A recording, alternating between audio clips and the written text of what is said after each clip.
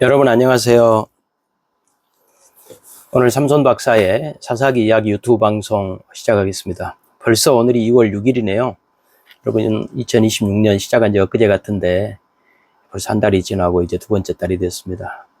여러분 올해도 하나님 보시기에 기뻐하시는 그런 신앙의 승리와 또 많은 성장, 또 신앙의 큰 도약이 이루어지는 한 해가 되시기를 바랍니다.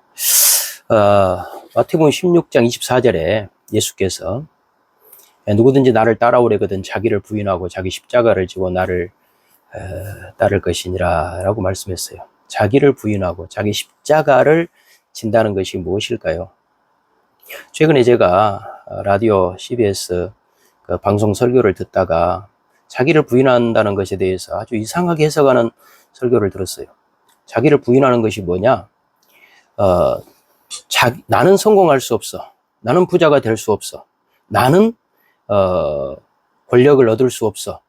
세상에서 높은 자가 될 수 없어 라고 하는 그 생각을 부인하는 것이 자기를 부인하는 것이래요. 그래서 나는 얼마든지 성공할 수 있고, 나는 얼마든지 내 꿈을 펼칠 수 있고, 나는 얼마든지 건강할 수 있고, 그렇게 안 될 것이라고 하는 생각을 부인하는 것이 자기를 부인하는 것이래요. 깜짝 놀랐어요. 어떻게 성경을 저렇게 거꾸로 해석을 해버릴까? 뒤집어서 해석을 할까? 왜 그랬을까요? 그것은요, 성경을 세상의 꿈을 이루느냐, 이루지 못하느냐, 목표를 달성하느냐, 못하느냐의 관점에서 해석하니까 그런 해석이 나오는 거죠. 우리는 모든 성경을 어떻게 해석해야 되느냐? 경건의 관점에서 해석해야 돼요. 경건. 경건은 하나님 중심이거든요. 그러니까 하나님 보시기에 우리는 어떤 신자가 되어야 하는가? 하나님 우리가 어떤 신자가 되기를 원하시는가의 관점에서 해석하면 그런 해석이 나올 수가 없는 것이죠. 그러니 자기를 부인하고 자기 십자가를 지고 나를 따르라고 하는 예수님의 말씀을 경건의 관점에서 해석하면 경건한 사람은 세상 권력을 얻으려는 잘못된 야망을 추구하지 않습니다. 다시 말씀드립니다. 경건한 사람은 세상 권력을 얻으려는 잘못된 야망을 추구하지 않습니다.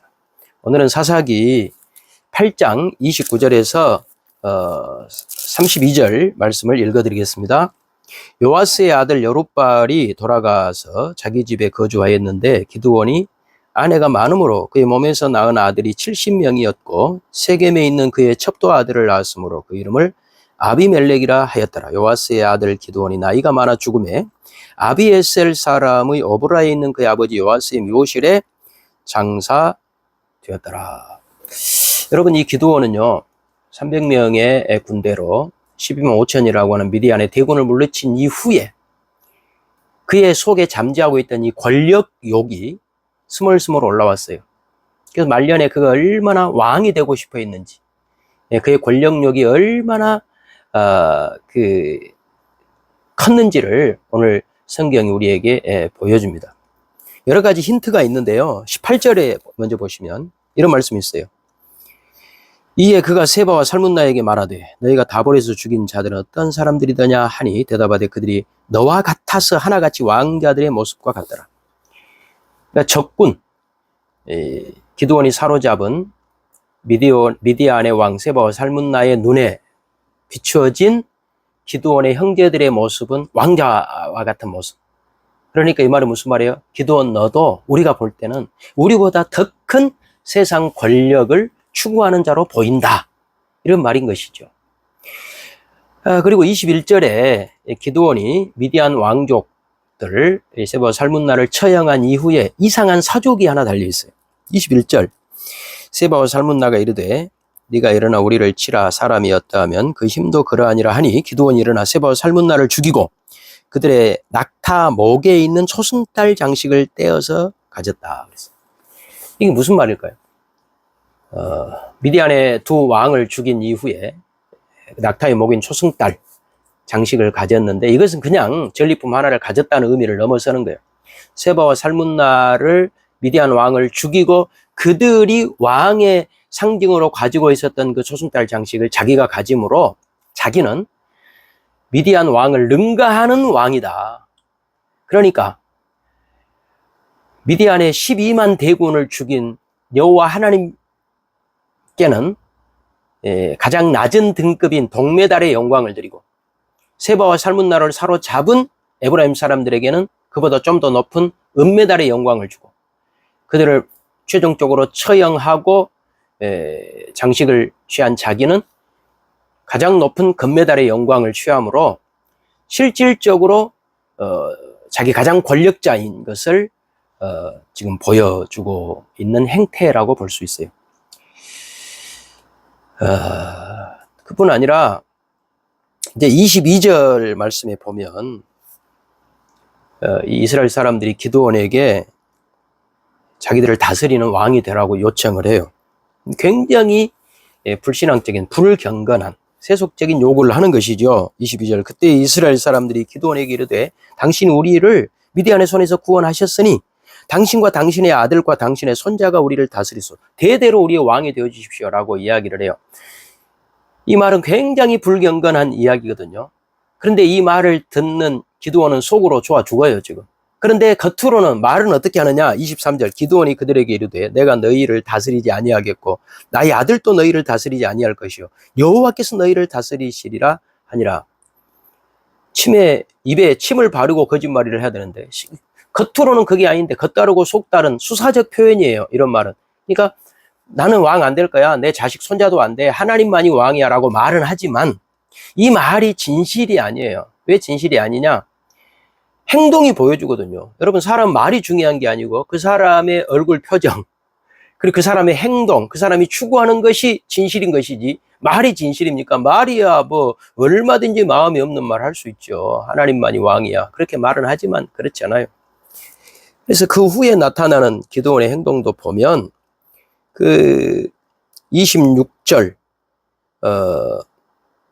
기드온이 요청한 금 귀고리의 무게가 금 1700세겔이요. 그 외에 또 초승달 장식들과 폐물과 미디안 왕들이 입었던 자색 의복과 또 그 외에 그들의 낙타 목에 둘렀던 사슬이 있었더라. 기드온이 그 금으로 에봇 하나를 만들어 자기의 성읍 오브라에 두었다 그랬어요.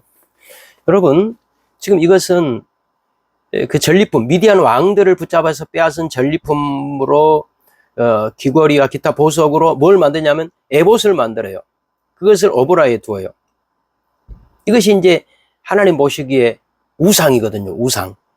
이것은 출애굽기에 무슨 사건을 지금 배경으로 하냐면 이스라엘 백성들이 애굽에서 나올 때 애굽 사람들에게서 빼앗아서 나왔던 금 귀걸이, 뭐 금부치들을 가지고 아론에게 갖다 주어서 금송아지 우상을 만들었던 것과 섬뜩할 정도로 유사한 사건이에요.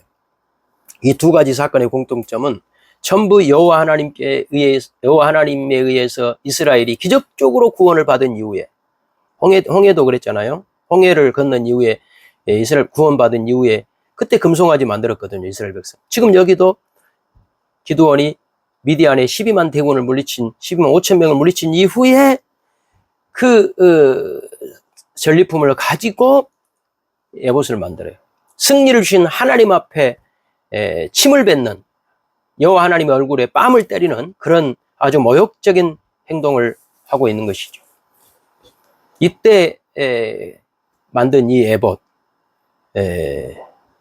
금으로 만든 에봇을 기드온이 자기 고향 오브라에 둠으로써 여기 17절에 있는 것처럼 음란하게 행함으로 이것이 영적 음란한 행위가 되었고 온 이스라엘에게 영향을 미쳤고 두고두고 그들이 하나님을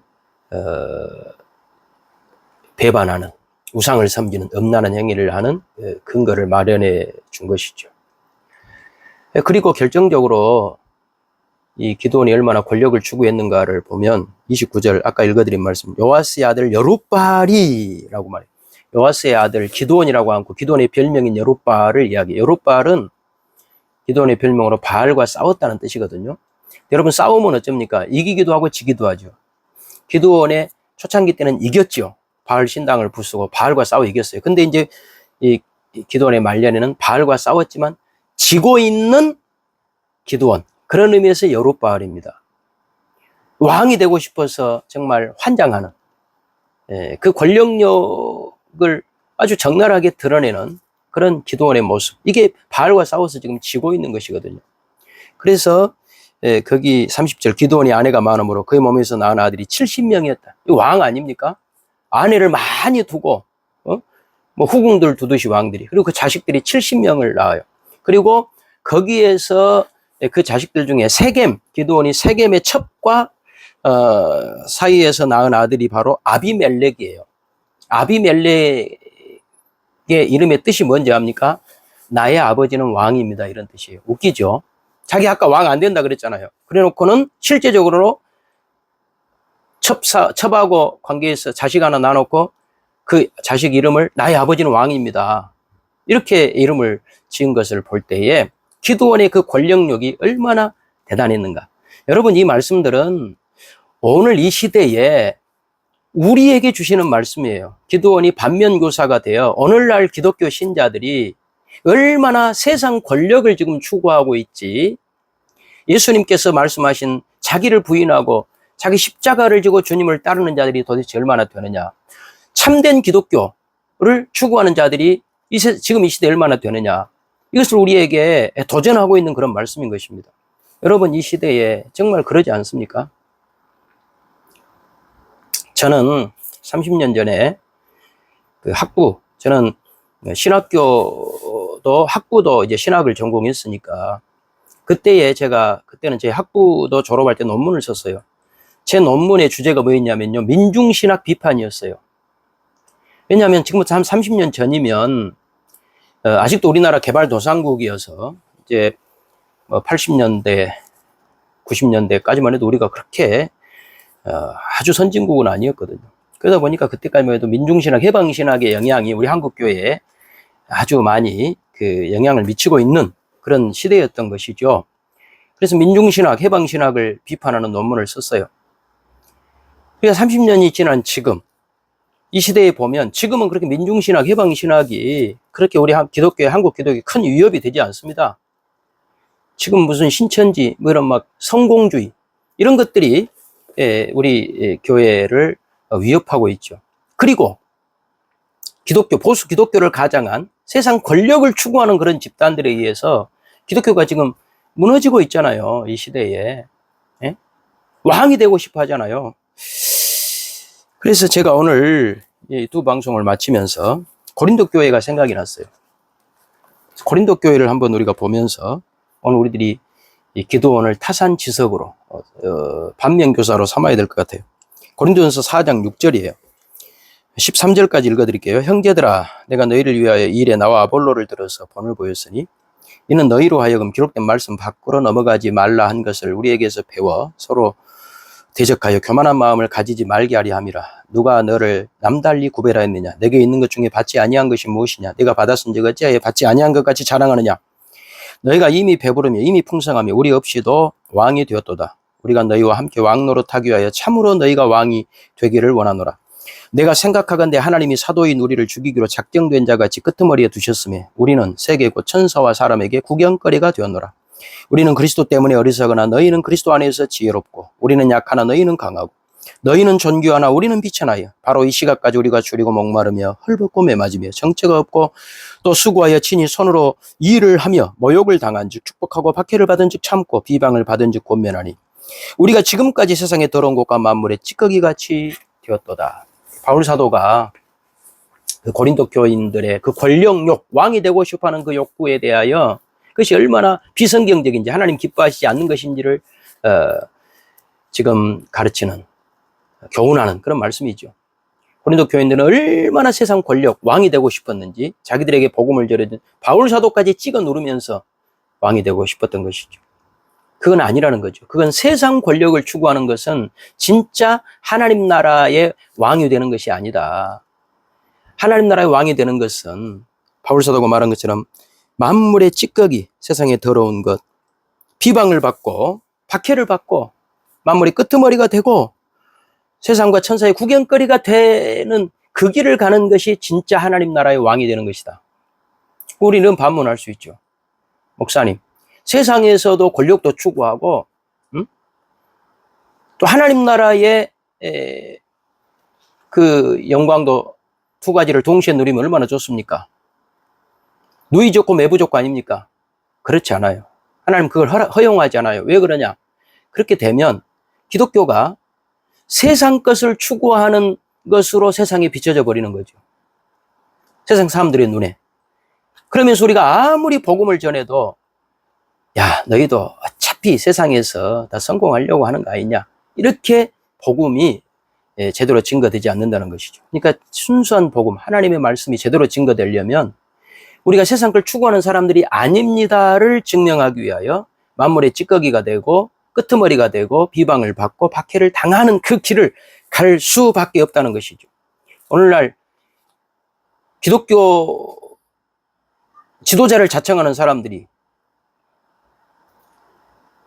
세상 권력과 막 맞짱을 뜨고, 그러니까 이제 그들이 잘못된 길을 가면 비판할 수 있죠. 세례 요한처럼. 그러나 권력을 누가 차지하느냐? 헤게모니의 싸움으로 세상 권력과 싸워서 마치 우리 교회가, 기독교가 세상 권력 위에 세상을 지배하는 그런 세력인 것처럼 그렇게 비춰지기 위하여 세상 권력과 싸우는 것은 사람들이 볼 때 너희도 세상의 왕이 되고 싶어 하는 거 아니냐라고 오해를 불러일으키므로 복음이 다 가로막힌다는 거예요. 여러분, 오늘 우리들이 진정한 신자의 길을 꼭 가셨으면 좋겠습니다. 오늘 또 금요일인데요. 우리 그렇게 기도합시다. 진짜 믿음의 길을 가는 건 쉽지 않아요. 진정한 신자의 길은 진짜 피나는 길이에요. 그러나 그게 왕의 길이에요. 진짜 왕이 되는 길이에요. 하나님이 인정해 주시는 거예요. 우리는 세상에서 사람들이 높임받고 인정받기 위해 신앙생활을 하는 게 아니에요. 하나님 보시기에 하나님 앞에 경건한 신자가 되어서 세상 거 다 준다 할지라도 주님, 저는 그것보다 주님이 좋습니다. 그 길을 가는 사람들이 신자고, 이건 기도 안 하면 못 갑니다. 믿음 없이는 못 가는 길이죠. 여러분, 그래도 우리가 묵묵히 꿋꿋이 기도하면서 이 길을, 믿음의 길을, 승리의 길을 꼭 가시면 좋겠습니다. 오늘 삼손 박사의 사사기약 유튜브 방송, 오늘은 제가 약간 좀 흥분했네요. 여러분 꼭 그 진심이 전달되었기를 바랍니다. 진짜 신자의 길을 갑시다. 그냥 신앙생활이 아니고 하나님 기뻐하시는 경건한 신자가 됩시다. 하나님 앞에 인정받는 여러분 꼭 되실 줄로 믿습니다. 함께 해주셔서 감사합니다. 다음 주에 또 뵙겠습니다.